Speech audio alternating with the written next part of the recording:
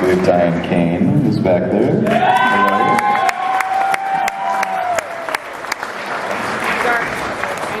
Okay, Michelle Ray Smith, please give her a hand. Where's she? Michelle? Michelle Ray Smith. The beautiful Michelle Ray Smith.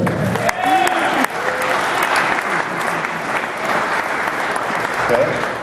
Next, Carl Dupree should be back there, the screenwriter. There he is. Look! Oh my God, it's Jonathan Silverman. There he is. Joey Fatone, come on up.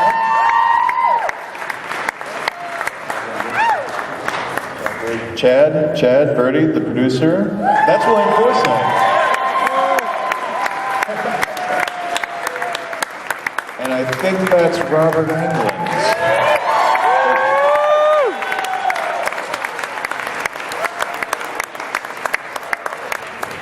And I got the director, right? Ciano, the director of Incubus. All right, and Chad, the producer. Come on up, Chad.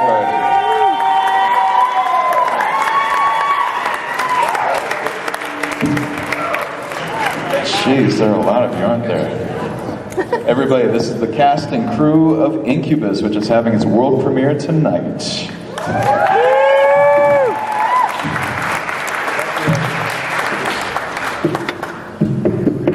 Who has got a question for them? Nobody saw the movie yet. 1 second. Let me just say, this was my first movie producing. It was an absolute pleasure to work with this cast. Glenn Ciano, his first movie ever directed was Incubus, and he nailed it. In about 2 hours, you're going to see something that probably hasn't been seen in about 10 years.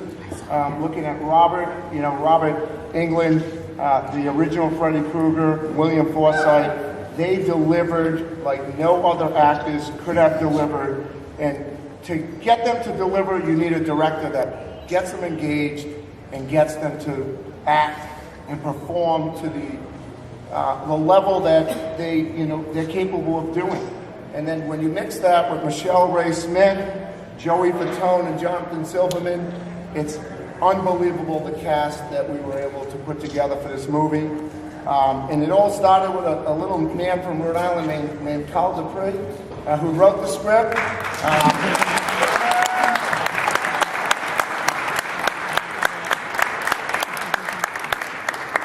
Along with Carl, Glenn got in there, and he did his thing, and they really implemented a plan that everyone was able to deliver.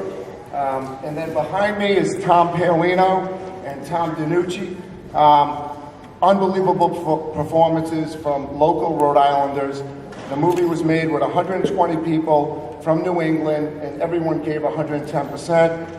And then someone that came from California flew down here to be with us. Diane Kane delivered.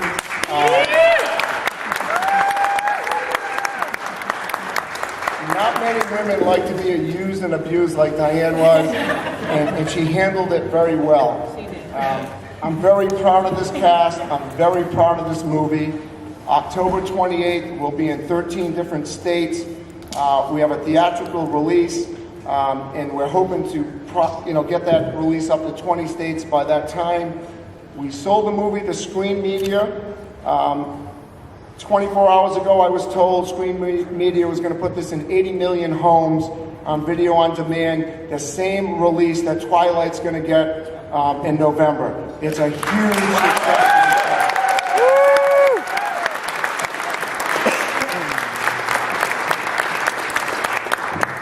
This is Glenn's film. He directed it. It was all about him. We all played a little role in this. But Glenn was the leader, he delivered, and let me introduce the director, my friend, Glenn Ciano.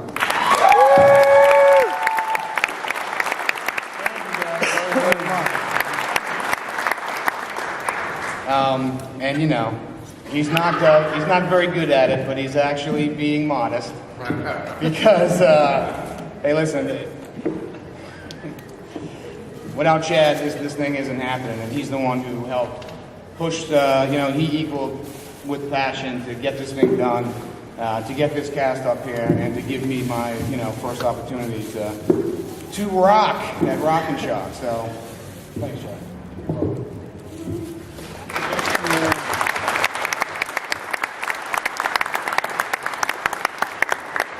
So who up there can tell us a little bit about what we can expect tonight? We get the privilege of seeing the movie before the video on demand and before the theaters and everything. It's we got it all. I like to say it's a little bit of a carnival of carnage. There's no doubt about that. And we did things in a very practical way, very down and dirty. Because I like I go for the classics, basically. I like the story structure. I like actors, obviously. And then we have that. This thing's like a heavyweight bout, We got Robert, we got William. I told William, listen, I'm gonna pin the emotional baggage of this movie on you, and he was fine with that. and with Robert, the first thing that we talked about was, how let's talk about the Freddy Krueger in the ring, basically. And we went right after it, and then we attacked it, and we developed a character I think that we haven't seen in a while in this genre, and I'm really, really proud to be the guy to bring it to you guys. And I don't know, that's my little rambling thing about some of the characteristics you see in this movie. I'm very proud of it. I mean, look at this guy. That's ridiculous. And it all started with the great script. I was attracted to it because it had a really good story, and all these things were implemented by Carl. And I want him to kind of give you the writer's pitch. I'm not good at that stuff. Thanks, Glenn. And I was kind of hoping that I wouldn't have to do anything like this. But that being said, just get ready to have fun being scared out of your minds. Because that's what this is all about. This is the horror. This is the horror genre. This is like, and this is, to me, Incubus. From the guy who wrote Detroit Rock City.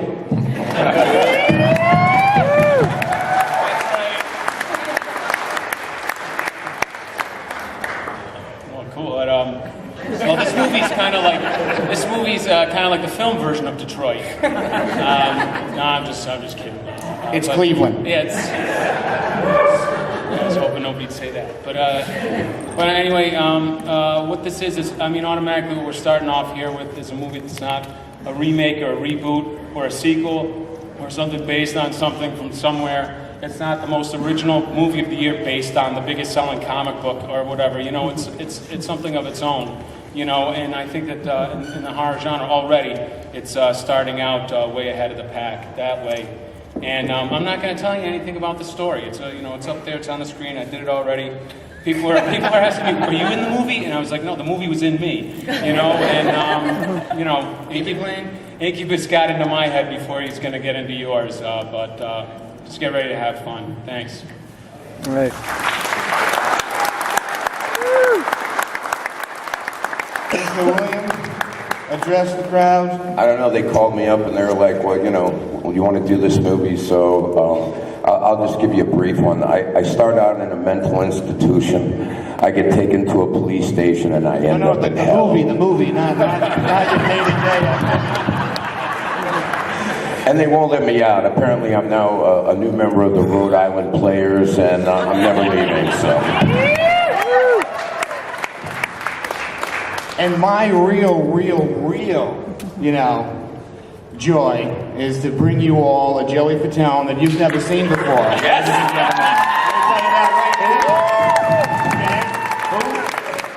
Who's that guy? The fat one. Well, that's what's exciting about it is me and Glenn have worked on a film 5 years before this film came approached to me, and him coming up with me and talking to him about this is something that's definitely going to be challenging, especially for me in the situations that I have done, and to be able to be in an interrogation room with Robert and William was pretty intimidating. So you kind of roll with the punches and you kind of figure it out. And like this kind of genre, obviously I've loved horror films and everything, and it was exciting to get a chance to be a part of something that is really original and a lot of fun, and had a great time working with everyone. So it was cool. Hopefully I don't suck in the film. Just let me know.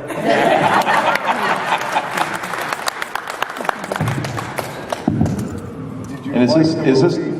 is this Jonathan Silverman's first horror movie? I gotta ask. Do you like the movie The Weekend at Bernie's? Yeah.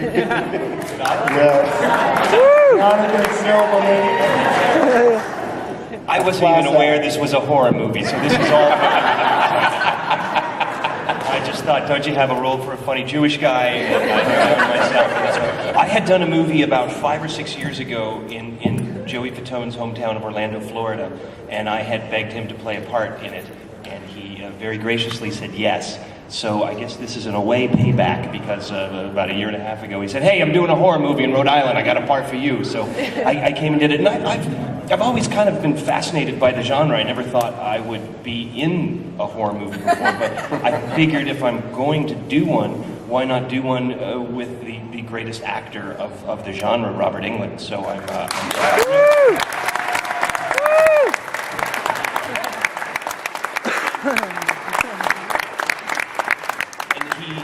He truly is a very amazing man and a hell of a talent, as you all know, but he treats it with so much dignity and intelligence. We could be doing not to say it isn't, but we could be doing a piece by David Mamet or William Shakespeare, and he would take it with the same, sort of hunger and excitement. So it was a real thrill, and I adore these people on the panel. They're all very passionate, smart, hungry filmmakers, and it was a very rare experience that I cherished, and I'm as excited as you are to see it. So fasten your seatbelts; it should be fun. Let's get to the latest. Michelle Ray Smith. How's it going? It's going. How you doing? Nervous. You nervous? Michelle's very, very shy. I am. Michelle, Picture everybody in their underwear. It's cool. I do. Hot flashes. It's cute. Yeah. I get it. We signed Michelle probably 3 weeks before we started filming. 3 days. Three days. It was like 3 days. 3 days, Yeah. sorry. We were going back and forth, and we kept coming back to Michelle. And we're very happy to have signed you. You did a tremendous job. She just filmed a movie with Angelina Jolie called Salt. She has some current projects coming out shortly, but I think this was a little bit different for her. It was a little intimidating. It was, yeah. I was on Guiding Light for 4.5 years, so my background was mostly television. And when you approached me about doing the film, I was very excited, and I couldn't wait to learn something new, because there is a difference between doing TV and doing film.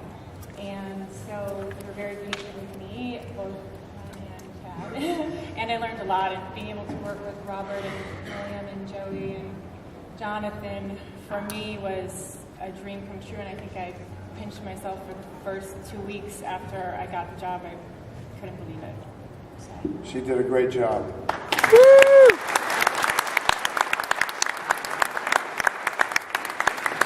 Before Robert speaks, I want to let a couple local Rhode Islanders speak, and then I'm going to have Diane say a few words.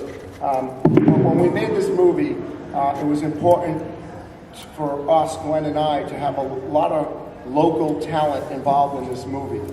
And two people that probably aren't well known, you probably never heard of them, but delivered performances that you'll never forget. And the first person I want to introduce is a dear friend of mine, a childhood friend, Tom Paolino, who plays Meat in Incubus.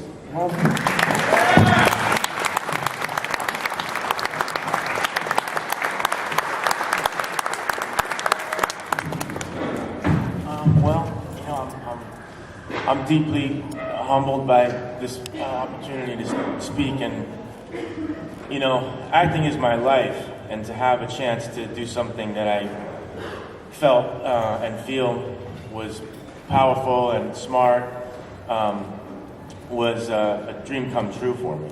And I'm very proud of our movie. And you know, I hope you enjoy it. And you know, thanks for coming.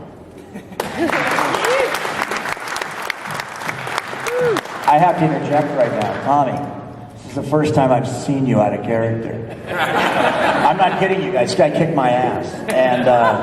And he was so immersed in the character. And he was so there and so present on the set. And this is the first time I've seen the real Tommy. You know, I used to, like, if I saw him heading for the bathroom, I walked the other way, even if I had to go. You know, I didn't want to. I was like, he's going to wail on me again. Anyways, good to see you again, Tom. Or is it the real Tommy?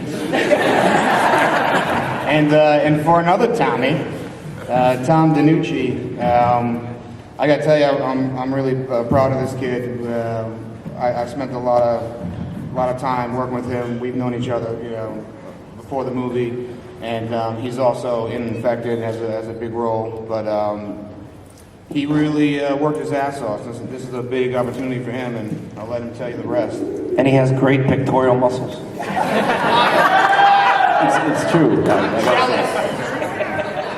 It was a real pleasure to work with all these guys, right from the top, with, you know, Chad giving me the shot to be in the film, up to Glenn training with me to get ready for the role. I had to bring a lot to the table with the company I was in, and I learned more from these guys in 3 weeks than you could learn in 3 years of any, you know, drama class, film school, anything. So it was as cool as you can imagine it was for a guy like myself to work with these guys. I hope you guys like the movie. I think you will.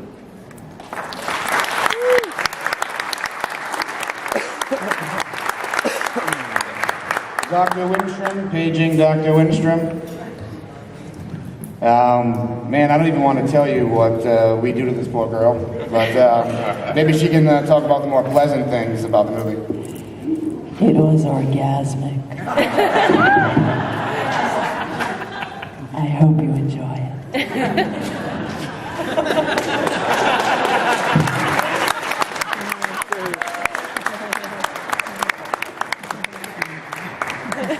Here he is, you know, the man, the myth, the legend, Robert Englund.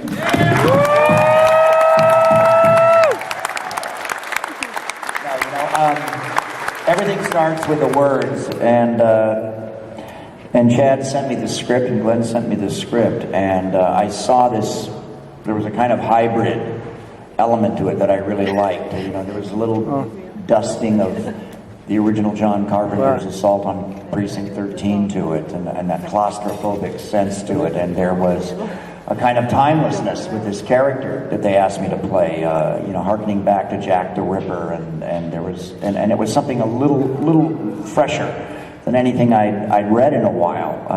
It truly original, and you know, I've wanted to hit the tape, the marks as an actor with Mr. Forsythe here for so long. I've been a fan of his for so long. I mean, I could go on, and I'll just sound like I sound like Sammy Davis Jr.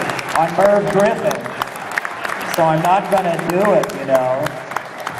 And I got to give, you know, Jonathan Silverman the kiss of death, which is so fun because I'm a big fan of Jonathan's. And then you got to know about Joey here. What's so great is that Joey, you know, you put Joey in a badly fitted suit, you know, and a tie, which we never see him in, and he has, you know, the perfect 5 o'clock shadow, and he looked like some cop that you kind of knew from episodes of Law and Order, you know, and he was so perfect. I mean, it fit him, it really fit him, it really suited him well, and it was nice to see him kind of sacrifice the vanity a little bit and go for it, you know, in the sort of soiled environment that we all worked with. But I think one person we're forgetting here is our DP, you know, Glenn, our cameraman. This guy, you know. Well, he's right there. Oh, right there he is. All the place.